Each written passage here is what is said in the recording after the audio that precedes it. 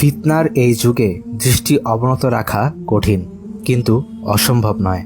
দৃষ্টি সংযত রাখার বহুবিধ উপকারিতা রয়েছে।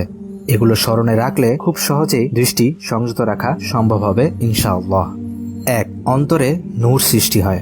শাইখুল ইসলাম ইবনু তাইমিয়াহ রাহিমাহুল্লাহ বলেন, দৃষ্টি সংযত রাখলে আল্লাহ তাআলা বান্দার অন্তরে নূর সৃষ্টি করবেন।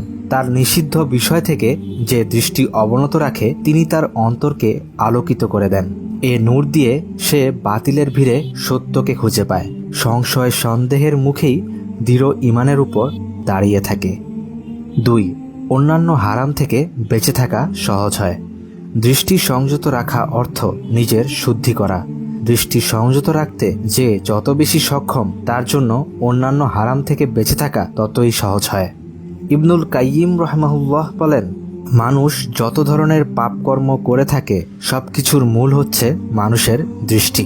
দৃষ্টি প্রথমে মানুষের অন্তরে উদ্রেককে জাগ্রত করে, এরপর এই উদ্রেক চিন্তায় রূপান্তরিত হয়। চিন্তা থেকে জাগ্রত হয় আসক্তি, আর আসক্তি থেকে জাগ্রত হয় ইচ্ছা।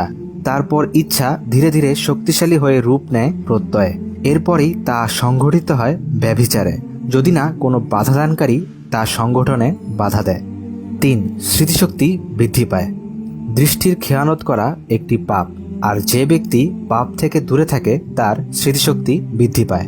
ইমাম আশ-শাফি রাহিমাহুল্লাহ বলেন, আমি আমার শাইখ ওয়াকিকে আমার খারাপ স্মৃতিশক্তির ব্যাপারে অনুযোগ করেছিলাম এবং তিনি শিখিয়েছিলেন আমি যেন পাপ কাজ থেকে নিজেকে দূরে রাখি। তিনি বলেন, আল্লাহর জ্ঞান হলো একটি নূর এবং আল্লাহর নূর কোনো পাপাচারীকে দান করা হয় না। ৪. রিজিক বৃদ্ধি হয়।